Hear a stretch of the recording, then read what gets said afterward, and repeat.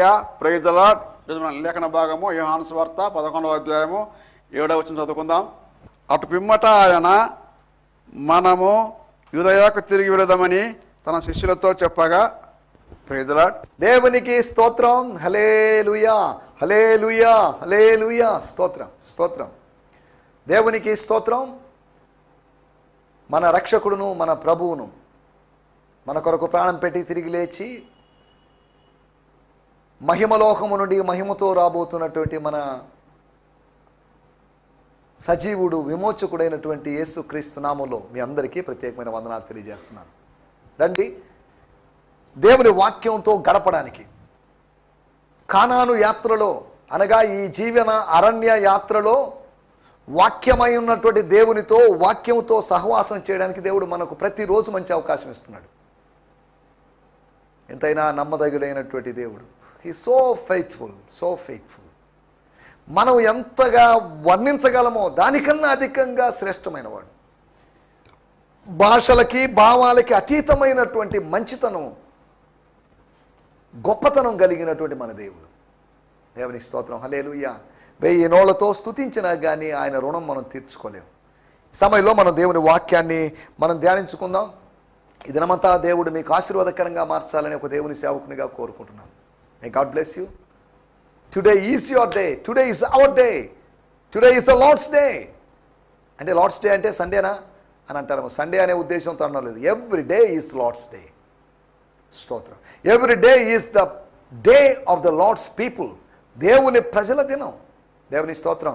ఈ సమయంలో రండి, మనం నిన్నటి దినం ఆలోచించిన విషయాలు విన్న తర్వాత విని ఏం చేయాలి, తిన్న తర్వాత అని కాదు, విన్న తర్వాత మన స్పందన ఎలా ఉండాలి. వింటున్నారు, వినుట మట్టుకు వింటున్నారు, గ్రహించడం లేదు, ఆచరించడం లేదు. విన్న తర్వాత వివేచించాలి, విన్న తర్వాత గ్రహించాలి, విన్న తర్వాత ఆచరించాలి. స్తోత్రం. ఇవేమీ చేయకుండా కేవలము వినడంలో అర్థం లేదుగా. అపోస్తల కార్యములు 17వ అధ్యాయంలో ఏథెన్స్ వారు కొత్త విషయాలు వినడం, కొత్త సంగతులు తెలుసుకోవడం, కొత్త ఇన్ఫర్మేషన్ రాబట్టుకోవడం, దీనికే పరిమితం అయిపోయారు. ఆ కొత్త సంగతులకు కమిట్ అయిపోయారనో, దానికి తమను తాము అప్పగించుకున్నారనో అని కాదు. వాళ్ళ పని ఇదే ఉంది. They want new things, they want new news. వాళ్ళ కొత్త వార్త కావాలి. దానికోసం లేని వార్తలు పుట్టిస్తున్నాయి. ఏదో సంచలనం కోసం మీడియా వాళ్ళు ఏదో కొత్త వార్తలు పుట్టిస్తున్నట్టుగా. చూడండి ఎంత విచారకరమం. ఉన్నవే మనం చెప్పుకుంటూ ఉండాలి, జరిగిందే చెప్పాలి. కానీ లేని వార్తను, జరగబో వార్తను మనం ఊహించి చెప్పడంలో అర్థం లేదు. దేవుని స్తోత్రం. హల్లెలూయా. విన్న తర్వాత యేసులాగా విస్మరించాలని ఒక నెగటివ్ సిచ్యువేషన్స్ని గురించిన వార్త, నెగటివ్గా ఉన్నటువంటి సందర్భాలను గురించిన విషయం మనకు తెలిసినప్పుడు okay, it's okay, no problem, everything is for our good, అంతా నా మంచి కొరకే. ఏదైనా యాక్సిడెంటో ఇంకేదైనా అయినప్పుడు దీని గురించి కలవరపడాల్సిన అవసరం లేదు. యుద్ధముల గురించి, యుద్ధ సమాచారాల గురించి మీరు వింటారు, కలవరపడద్దు. స్తోత్రం. ఇదిగో మనుష్య కుమారుడు అక్కడున్నాడు, ఇక్కడున్నాడని చెప్తారు, మోసపోవద్దు. వినండి. వినే అవకాశం లేకుండా చెవులు మూసుకోండి. మీకు చెవులు ఉన్నాయి కాబట్టి వింటారు. విన్నప్పుడు దానికి అనుకూలంగా, దానికి సానుకూలంగా మీరు మారొద్దు. విని పాజిటివ్గా కాదు, నెగిటివ్గా రెస్పాండ్ చేయండి. యేసు విన్నాడు. స్తోత్రం. లూకాసు వార్త 13వ అధ్యాయంలో 2 ఇన్సిడెంట్స్. పిలాతు చంపిన విషయము, సిలోయేము గోపురం దగ్గర కొంతమంది 18 మంది చనిపోయిన విషయం. కొన్ని మరణ వార్తలు విన్నాడు. అయ్యో పాపం అనే సానుభూతి కూడా వ్యక్తం చేయలేదు ఆయన. దాని ద్వారా ఒక పాఠాన్ని వారికి నేర్పిస్తున్నాడు. వాళ్ళు మంచివాళ్ళో చెడ్డవాళ్ళో అని అనడం లేదు, దాని గురించి మాట్లాడడం లేదు. అసలు దీనికి అంతటికి కారణం ఏంటి? పిలాతు ఎందుకు ఇలా కఠినంగా మారాడు? లేదా సిలోయేము ఆ గోపురము కట్టినప్పుడు ఆ కన్స్ట్రక్షన్ చేసేవాళ్ళు, ఆ ఇంజనీర్స్, ఆ నిర్మాణకులు చేసిన పొరపాటు ఇది. ఆ నిర్మాణకులు ప్రభుత్వం వారితో ఏదో కలుసుకొని వాళ్ళ ఆర్థికపరమైన లావాదేవీల విషయంలో లబ్ధి కోసం చీప్ అయినటువంటి వస్తువులతో నిర్మించి ఉండొచ్చేమో అన్నట్టుగా ఆయన ఆలోచించలేదు. ఇవన్నీ ఓకే, జరిగిన దాని గురించి జరిగిన దాన్ని, గతాన్ని మనం మార్చలేము. మనం మార్చగలిగింది ఏదైనా ఉంటే భవిష్యత్తులో దేవుడు నిర్ణయించనిది, నిర్ణయించిన ప్రతిదాన్ని మారుస్తామని కాదు, మార్చలేము. అనగా దేవుడు మన అనుమతితో తాను మనము కలిసి మన జీవితంలో, ఆయన నేను కలిసి నా జీవితంలో, నువ్వు ఆయన కలిసి నీ జీవితంలో, ఆయన ఒక్కడే కార్యాలు చేయడం లేదు, నీతో కలిసి పనిచేస్తున్నాడు. He want to work with you. నువ్వు ఇండిపెండెంట్గా ఉండడం ఆయనకి ఇష్టం లేదు. He wants you to be interdependent on him. ఆయన మీద నువ్వు ఆధారపడాలి.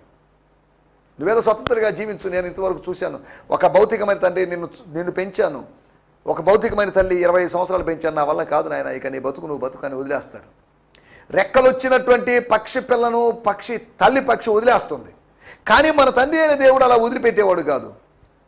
నీ ఇండివిడ్యువాలిటీ ఉంటే ఉండొచ్చు, కానీ అదే సమయంలో ఇంటర్డిపెండెన్సీ అనేది నువ్వు మర్చిపోదు. ఆయన నీలో ఉన్నాడు.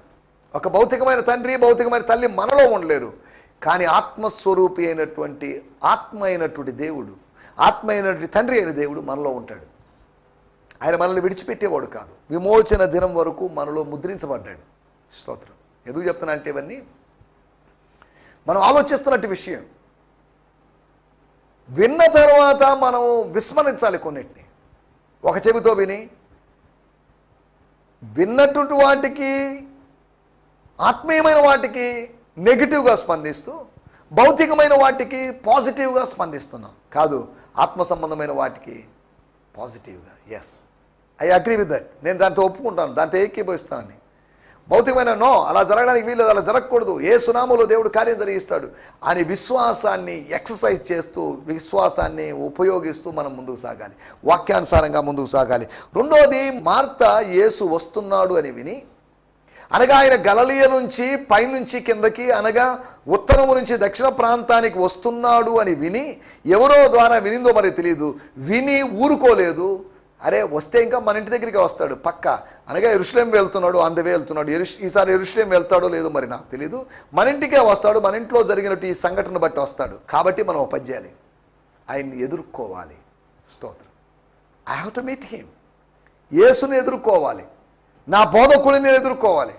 మరియలాగా ఆయన పాదాల దగ్గర నేను కూర్చొని వినప్పటికీ కూడా, నేను ఆయనకి ఆతిథ్యం చేస్తూ, మరియ నాకు సహాయపడలేదని ఆయనతో కంప్లైంట్ చేసినప్పటికీ కూడా, I want to meet him. ఇప్పుడు ఎదుర్కోవాలి. ఒకవేళ మరియ ఇంట్లో ఉన్నప్పటికీ నాకు అది పెద్ద విషయమేం కాదు. ఐ షుడ్ మీట్ హిమ్ అంతే. దేవుని స్తోత్రం. Although Mary should not come and meet him. మరియా ఆయనను కలుసుకోకపోయినప్పటికీ that doesn't matter to me, but I should meet him. ఆయన్ని కలుసుకోవాలి, మార్గ మధ్యలో కలుసుకోవాలి, సమాధికి ఇంటికి మధ్యలో, ఊరికి సమాధికి మధ్యలో ఆయన కలుసుకోవాలి. స్తోత్రం. హల్లెలూయా. ఒకటి విస్మరించాలని, రెండవది వ్యక్తం చేయాలని, తన మనస్సులో దాచుకున్నటువంటి భావాన్ని. మరియ ఏ విధంగా తాను సంపాదించుకున్న దాన్ని దాచుకొని కొనుక్కున్నటువంటి అత్తరబుడ్డిని పగలగొట్టి తన మనస్సులో ఉన్నది కాకపోయినా తన భౌతికంగా తను దాచుకున్నది, తన అకౌంట్లో దాచుకున్న దాన్ని తీసుకుని వాడినట్లుగా తనలో దాచుకున్నటువంటి గుప్తమైనటువంటి ప్రేమను వ్యక్తం చేసి ఆయన్ను స్వీకరించడానికి వెళ్ళినట్టుగా మనం చూస్తున్నాం. మూడో విషయము, మరియ వేగిరపడింది. మొదట్లో జనరల్గా తెలిసినప్పుడు, ఒక సమాచారం తెలిసినప్పుడు పెద్దగా స్పందించలేదు. కానీ నిన్ను పిలుస్తున్నాడు, బోధకుడు వచ్చి నిన్ను పిలుస్తున్నాడు అనే మాటకి వెంటనే ఆమె స్పందన, ఆమె త్వరితగతిన లేచింది, వేగంగా లేచింది, ముఖం కడుక్కుంది, ఫ్రెష్ అయింది, రిఫ్రెష్ అయింది. ఆయనతో పాటు మరి కొంతమంది వ్యక్తుల్ని, ఆయనతో పాటు ఆయన శిష్యుల్ని, ఆయనతో పాటు కొంతమంది యూదులను మనం కలుసుకోబోతున్నాం అని తాను కాస్త ఫ్రెషప్ అయిపోయి స్వీకరించడానికి వెళ్ళింది. దేవుని స్తోత్రం. హల్లెలూయా. నాలుగో విషయము, విస్మయపరిచాడు దేవుడు. తండ్రి అయిన దేవుడు ఇక్కడ లేడా? ఉన్నాడు. తండ్రి అయిన దేవుడు ఎక్కడైనా ఎప్పుడైనా ఉంటాడు. త్రిత్వం ఎక్కడైనా ఉంది. తండ్రి, కుమార, పరిశుద్ధాత్మ అనే భావన ఎక్కడైనా ఉంది. ఆత్మ ద్వారా మృతులను లేపాడు, కుమారుని యొక్క ఆజ్ఞ ద్వారా లేపాడు, అంతేకాకుండా దేవునికి ప్రార్థన చేయడం ద్వారా లేపాడు. తండ్రికి అభ్యర్థన చేయడం ద్వారా, కుమారుడు ఆజ్ఞాపించడం ద్వారా, పరిశుద్ధాత్మ దేవుడు ఆయన లేపడం ద్వారా, ఆయన ఆచరించడం ద్వారా లేకపోతే కార్యాచరణ చేయడం ద్వారా జరిగినట్టు కార్యక్రమం. వారు ముగ్గురు కలిసి పనిచేశారు. వారు ముగ్గురు విడివిడిగా పనిచేయరు, వారు కలిసి పనిచేస్తారు. ఆదికాండం 1వ అధ్యాయం నుంచి మనకు అర్థమయ్యే విషయం, they work together, they work corporately. త్రిత్వములో వాళ్ళు ముగ్గురు విడివిడిగా పనిచేయడం లేదు, వాళ్ళు కలిసి పనిచేస్తున్నారు. కనుక మనం కూడా దేవుని బిడ్డలమైన మనం కొంతమందితో కలుసుకొని పనిచేయాలి, పరిశుద్ధులతో కలుసుకొని పనిచేయాలి, ప్రభునామంతో కలిసి లేకపోతే ప్రభునామంలో ప్రార్థన చేసేవారితో కలిసి పనిచేయాలి. నేను ఇండిపెండెంట్ అండి, నేను ఒక్కడనే, నేను సింగిల్ మ్యాన్ని, నేను ఒక్కడే చేసుకుని, నేను ఏకాకిని అని కాకుండా we should work together, work with other Christians, other pastors. స్తోత్రం. నేను నెల్లూరు నుంచి హైదరాబాద్కి వెళ్తున్నాను. అక్కడ నేను ఒక్కనే పని చేయడం లేదు, నాతో కలిసి కొంతమంది పనిచేస్తున్నారు, కొంతమంది దైవజనులు, మేమందరం కలిసి పనిచేస్తున్నాం. We work together. Ministry, New Testament ministry is not a one man show, is a team work. Yesu ఒక్కడే పనిచేయలేదు, యేసు ప్రభు 12 మంది శిష్యులతో పనిచేశాడు. సరే, దేవునికి స్తోత్రం, హల్లెలూయా. 4వ విషయము, తండ్రి విస్మయపరిచాడు. విన్న తర్వాత ఆయన ఊరుకోలేదు. తన ప్రియ కుమారుడైనటువంటి యేసు యొక్క ప్రార్థన విన్న తర్వాత, మొర విన్న తర్వాత, కృతజ్ఞతాస్తుతులు విన్న తర్వాత తండ్రి అని దేవుడు ఊరుకోలేదండి. ఆయన ఒక అద్భుతం జరిగించాడు. స్తోత్రం. 5వ విషయాన్ని నేను మీకు జ్ఞాపకం చేస్తాను. స్తోత్రం, హల్లెలూయా. అక్కడ జరిగినటువంటి విన్న తర్వాత జరిగినట్టు విషయం ఏంటి? వివరణ ఇవ్వడం, explanation. After hearing we could give explanation, లేకపోతే we could ask for explanation. వివరణ ఇవ్వడమో వివరణ అడగడమో మనం ఏదో ఒకటి చేయొచ్చు. యేసు ప్రభు వ్యాధిని గురించిన వివరణ ఇచ్చాడు. కయపా అనేటువంటి ప్రధాన యాజకుడు, ఆ రోజుల్లో యేసు సమయంలో, యేసు యొక్క కాలములో ఉన్నటువంటి ఆ ప్రధాన యాజకుడు, స్తోత్రం, హల్లెలూయా, యేసును గురించి, వ్యక్తిని గురించి వివరణ ఇచ్చాడు. యేసు వ్యాధిని గురించి వివరణ ఇస్తే, ఆయన డాక్టర్ ఏం కాదు, కానీ ఆయన వివరణ ఇచ్చాడు. వైద్యుడు కాకపోయినప్పటికీ వ్యాధి గురించి ఆయనకి అవగాహన ఉంది. దేహంలో ప్రవేశించకూడని, దేహాన్ని తాకకూడనటువంటి, దేహాన్ని మరణానికి అప్పగించేటువంటి వ్యాధి యొక్క మూలాలను ఆయన ఎరిగి ఉన్నాడు. స్తోత్రం, హల్లెలూయా. కయప ప్రవచనాత్మకంగా ఆత్మలో చూచి వ్యక్తిని గురించి మాట్లాడాడు. ఒక ఆయన చనిపోవాలి, యేసే చనిపోవాలి. కాబట్టి ఆయన ఏదో పాపులారిటీ తెచ్చుకుంటాడని, పబ్లిసిటీ వస్తుందని, ఆయన గొప్పగా అవుతాడని, దానివల్ల ఏదో రోమీలు వచ్చి ఆక్రమిస్తారని, మన మతం దెబ్బతింటుందని మీరు ఇవన్నీ ఆలోచించాల్సిన అవసరం లేదు. గమలియేలు మాట్లాడినట్టుగా జ్ఞానయుక్తంగా ఆయన మాట్లాడాడు. చూడండి, గమలియేలు మాట్లాడినట్టుగా ఆయన మాట్లాడాడు. స్తోత్రం. అనగా ఆయన గమలియేలు ఇద్దరు ఒకటని కాదు, ఇద్దరు ఒకే భావాలు కలిగిన యూదులు కనుక. కానీ గమలియేలు జనరల్గా మాట్లాడాడు. కానీ కయప అనేటువంటి ప్రధాన యాజకుడు ఆయన జనరల్గా మాట్లాడింది కాదు, ఆత్మలో. అక్కడ రాయబడిన మాటలు తనంతట తాను ఇలాగూ చెప్పలేదు. 51వ వచనం. తన సొంత ఇష్టాన్ని బట్టి ఆయన చెప్పుకోలేదు, కానీ ఆ సంవత్సరము ప్రధాన యాజకుడై ఉండెను గనుక, స్తోత్రం, ప్రధాన యాజకుడుగా ఉన్నాడు గనుక, 1000 సంవత్సరాలుగా జరుగుతున్నట్టు ఆ యాజకత్వంలో భాగంగా ఉన్నాడు గనుక, యాజకుని మీద ఉన్నటువంటి అభిషేకాన్ని బట్టి, యాజకుని మీద పోయబడినటువంటి పరిశుద్ధ తైలపు అభిషేకాన్ని బట్టి, ఆ అనాయింటింగ్ని బట్టి ఆయన ప్రేరేపించబడి ఆత్మావేశానికి గురై ఆయన ప్రవచించాడు. దేవుని స్తోత్రం. ఆయన ఊహించి ఏదో ప్రసంగం రాసుకొని ప్రసంగం చేశాడని కాదు. ప్రసంగం ఒకళ్ళు రాసుకొని వచ్చి ప్రసంగం చేయొచ్చు, కానీ ప్రవచనం రాసుకొని చెప్పేది కాదు కదా, ప్రేరేపణ చేత చెప్పేది. పుటల్లో రాసుకుంటే వచ్చేది ప్రసంగం, కానీ ప్రేరేపణ ద్వారా వచ్చేది ప్రవచనం. రెండింటికి తేడాలు, వచనానికి ప్రవచనానికి. పుటల్లో నుంచి వచ్చేది వచనం అయితే, ప్రేరేపణ ద్వారా కలిగేది ప్రవచనం. ఈ రెండు ఒకటని చెప్పేవాళ్ళు ఉన్నారు, కానీ అదే సమయంలో రెండు వేరు వేరు అనే సంగతి కూడా మనం గ్రహించాలి. సరే, దేవునికి స్తోత్రం, హల్లెలూయా. గత ఎపిసోడ్లో మనం వీటి గురించి విన్నాం. ఈ సమయంలో మనం దేవుని వాక్యాన్ని ధ్యానించుకుందాం. యోహాను సువార్త మన ఈరోజు ధ్యానం కొరకు యోహాను సువార్త 11వ అధ్యాయము 7వ వచనం. Gospel according to John 11th chapter verse 7. మన సమయం కొద్దిగా ఉంది, ఇంకొక 11 నిమిషాలు మాత్రం ఉంది. దాంట్లో కొన్ని విషయాలు మనం ఆలోచిద్దాం. 4 విషయాలు ఆలోచిద్దాం. స్తోత్రం. యోహాను సువార్త 11వ అధ్యాయం 7వ వచనం. అటు పిమ్మట ఆయన మనము యూదయకు తిరిగి వెళదామని తన శిష్యులతో చెప్పగా నేను చదువుతున్నాను. Then afterwards he said to the disciples let's go back to Judea. స్తోత్రం. వాడుక భాషలో కూడా చదువుకుందాం, తెలుగు వాడుక భాషలో చదువుకుందాం. నేను బ్రియాన్ సిమ్మన్స్ గారి టీపీటీ ద ప్యాషన్ ట్రాన్స్లేషన్ కూడా చదువుతాను. స్తోత్రం. ఆ తర్వాత తన శిష్యులతో మనమంతా యూదయకు తిరిగి వెళ్దాం. మనమంతా ఎవరు ఆగడానికి వీలేదు, మనం అందరం వెళ్ళిపోవాలి, యూదయకు తిరిగి వెళ్దాం అని అన్నాడు. 7వ వచనం. Finally on the third day, అనగా 3వ రోజు, చివరిగా 3వ రోజు, he said to his disciples, ఆయన తన శిష్యులతో ఇలా అన్నాడు, కమ్ రండి, it's time to go to Bethany. ఇది బేతనీయకు వెళ్ళాల్సిన సమయం. అంటే బేతనీయకు వెళ్దాం రండి. ఈ ప్రాంతంలో పరిచర్య ముగించబడింది. ఇప్పుడు యూదయకి వెళ్దాం. యూదయలోని బేతనీకి వెళ్దాం. మన మినిస్ట్రీ అక్కడ ఉంది, మనం చేయాల్సిన పని అక్కడ ఉంది. దేవునికి స్తోత్రం. హల్లెలూయా. మనం ఇక్కడ ఆలోచిస్తున్న విషయాల్లోకి వచ్చేద్దాం. 11వ అధ్యాయము 7వ వచనంలో ఆ మూల వాక్యంలో ఒక ఆహ్వానాన్ని చూస్తున్నాం.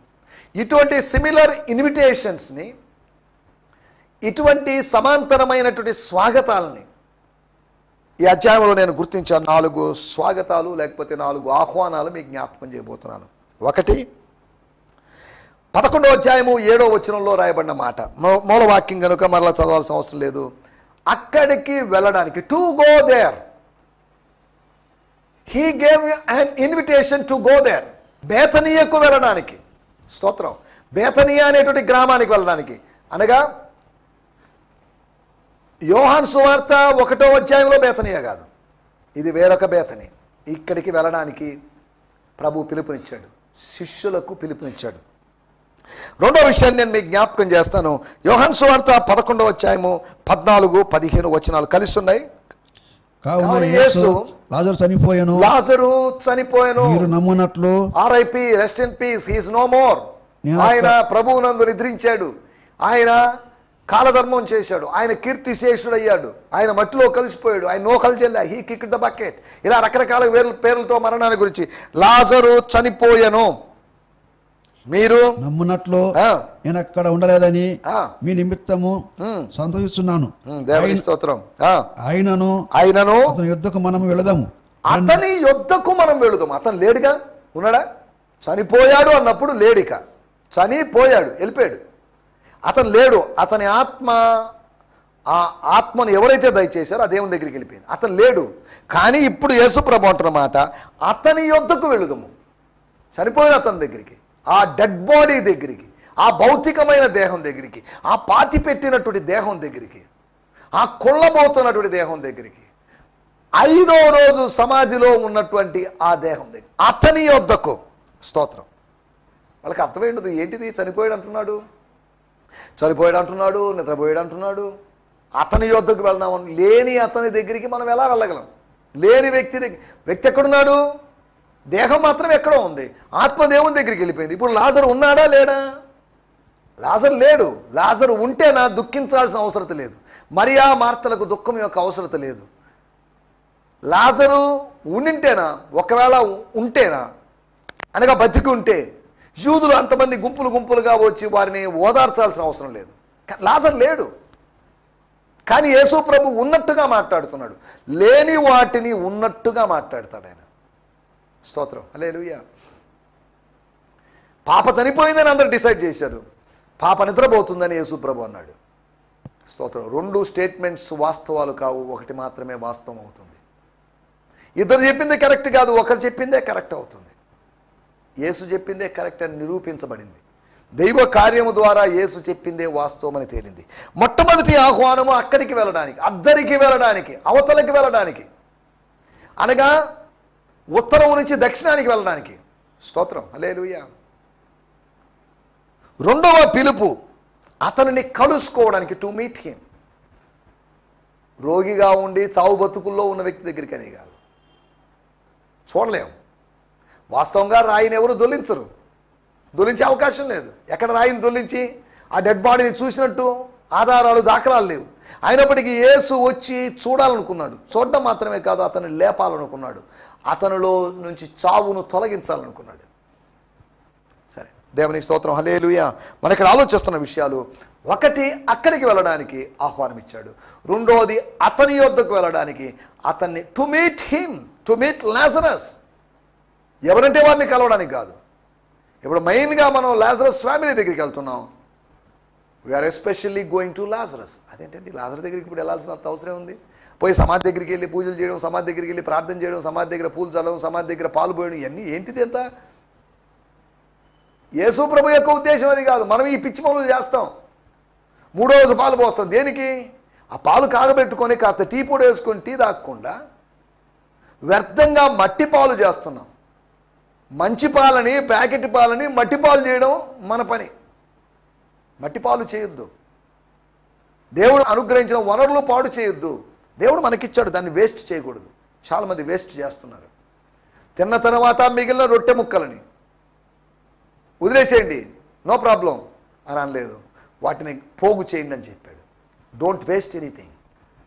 Don't waste the blessings. Don't waste the sources that God has given to us. దేవుని స్తోత్రం, హల్లెలూయా. 3వ విషయం నేను మీకు జ్ఞాపకం చేస్తాను. యోహాను సువార్త 11వ అధ్యాయము 28వ వచనం.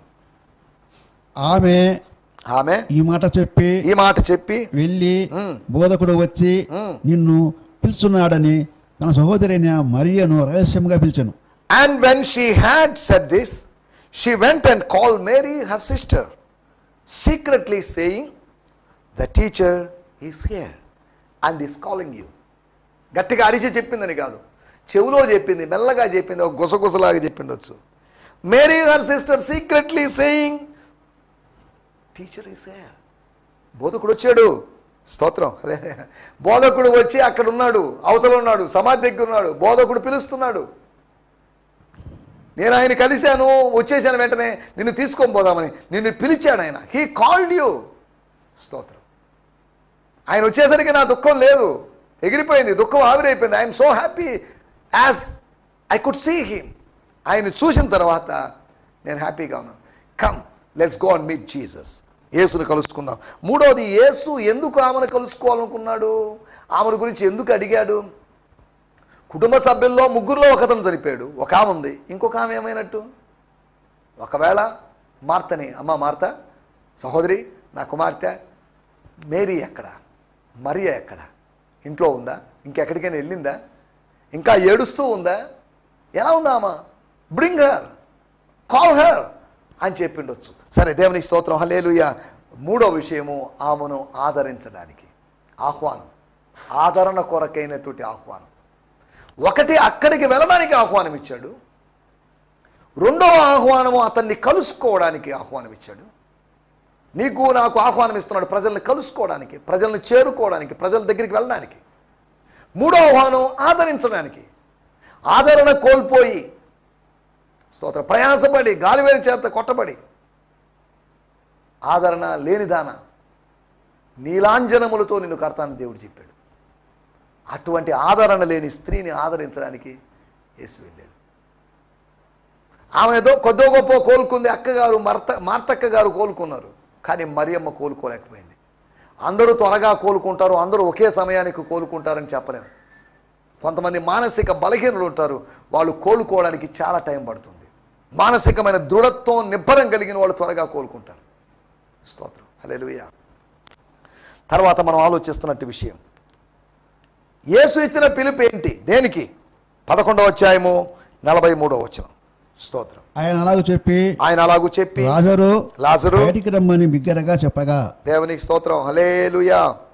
43. when he had said this, అనగా ఈ ప్రార్థన అయిపోయిన తర్వాత, తండ్రి నా ప్రార్థన వినందుకు నీకు కృతజ్ఞతాస్తుతులు చెల్లిస్తున్నానని చెప్పిన తర్వాత, he cried with a loud voice, Lazarus come out.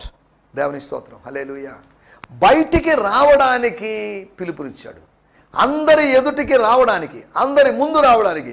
ఈ 4 రోజులు 5 రోజులు నువ్వు చుట్టబడి చీకటిలో రాతి వెనుకాల ప్రజలందరికీ మరుగై ఒక జ్ఞాపకంగా మిగిల, వాస్తవంగా వెలుపలికి రా. నిన్ను జ్ఞాపకంగా దేవుడు మిగల్చదలుచుకోలేదు. ఒక వాస్తవంగా వెలుపలికి తీసుకొని రావాలనుకుంటున్నాడు. జ్ఞాపకాలతో కాదు, వాస్తవాలు మనకు కావాలి. దేవునికి స్తోత్రం, హల్లెలూయా. మరి ఇక్కడ ఆలోచిస్తున్న మాట, అందరి ఎదుటికి ఆయన పిలిచాడు. ఆ స్త్రీని కూడా లూకాసు వార్త 8వ అధ్యాయంలో రక్తస్రావం కలిగిన స్త్రీని అందరి ఎదుటికి తీసుకువచ్చాడు. అందరూ చూడాలి, అందరూ గుర్తించాలి. అవును, ఆ రోజు బాగైన స్త్రీ అని ఆమెను గురించి చెప్పాలి. ఆమె రక్తస్రావంతో ఇప్పటికీ బాధపడుతున్న స్త్రీ అని ఎవరు అనుకోవడానికి వీల్లేదు. దేవుని స్తోత్రం, హల్లెలూయా. యేసు ఇచ్చినట్టే ఆహ్వానాలు, ద 4 ఇన్విటేషన్స్ ఆఫ్ జీసస్. ఒకటి, అక్కడికి వెళ్ళడానికి, to go there, to move further, ముందుకు సాగడానికి, ఆగిపోవడానికి కాదు ఆయన ఇచ్చిన పిలుపు. రెండోది, ఆయన్ని కలుసుకోవడానికి, సజీవుడైన వాణ్ణి సజీవుడిగా మార్చి వాణ్ణి కలుసుకోవడానికి, సమాధిలో ఉన్నవాడిని కలుసుకోవడానికి కాదు. స్తోత్రం. మూడో విషయము, ఆమెను ఆదరించడానికి, to comfort her, to console her. యెరూషలేమును ఆదరించడానికి దేవుని వాక్యంలో రాయబడింది. తర్వాత 4వ విషయం, అందరి ఎదుటికి రావడానికి ఆహ్వానం ఇచ్చాడు. నువ్వు అందరి ఎదుటికి రావడానికి, అందరి ఎదుట నిలబడ్డానికి, అందరి ఎదుట వేదిక మీద నిలబడ్డానికి, అందరి ఎదుట వేదికల మీదకి వెళ్ళి ప్రచారం చేయడానికి. స్తోత్రం. దేవుడిని పిలుస్తున్నాడు. దేవుని స్తోత్రం. దయచేసి స్థలంలో ఉంచండి, కళ్ళు మూసుకుండి, చిన్న ప్రార్థన చేసుకుందాం. పరిశుద్ధమైన మా దేవా, మీకు వందనాలు. నువ్వు పిలిచే దేవుడివి, ఆహ్వానించే దేవుడివి. నువ్వు 4 విధాలుగా 4 సందర్భాల్లో, లేకపోతే 4 విధాలుగా పిలిచావని మీ వాక్యం ద్వారా మేము అర్థం చేసుకున్నాం. యోహాను సువార్త 11వ అధ్యాయం ద్వారా. తండ్రి, మీకు వందనం చేయిస్తున్నాం.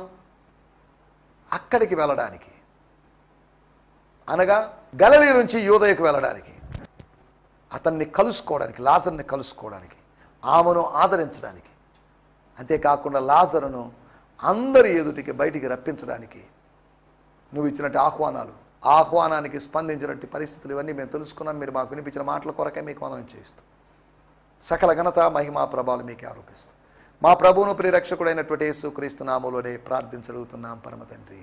ఆమేన్, ఆమేన్, ఆమేన్. దేవునికి స్తోత్రం. మీ అందరికీ వందనాలు. ప్రభు మిమ్మల్ని దీవించును గాక. రేపు ఉదయకాలం ఇదే సమయం ఇదే ఛానల్లో కలుసుకుందాం. అప్పటి వరకు దేవుని దుడ్డు కర్ర, దేవుని దండము మనల్ని ఆదరించి నడిపించి బలపరచును గాక. హల్లెలూయా. స్తోత్రం. ఈ సందేశము మీకు ఆశీర్వాదకరంగా ఉందని నమ్ముచున్నాము. ప్రార్థన అవసరతల కొరకు మమ్మల్ని సంప్రదించవలసిన మా చిరునామా గిద్యోన్ మిషన్ చర్చ్, 6వ వీధి, శాంతినగర్, నెల్లూరు 4, ఆంధ్రప్రదేశ్. పిన్ 524004. మా ఫోన్ నంబర్లు 7036443613, మరి ఒక నంబర్ 9392293010. మా ఈమెయిల్ ఐడి gfihmi2015@gmail.com. దేవుడు మిమ్మును ఆశీర్వదించునుగాక. ఆమేన్.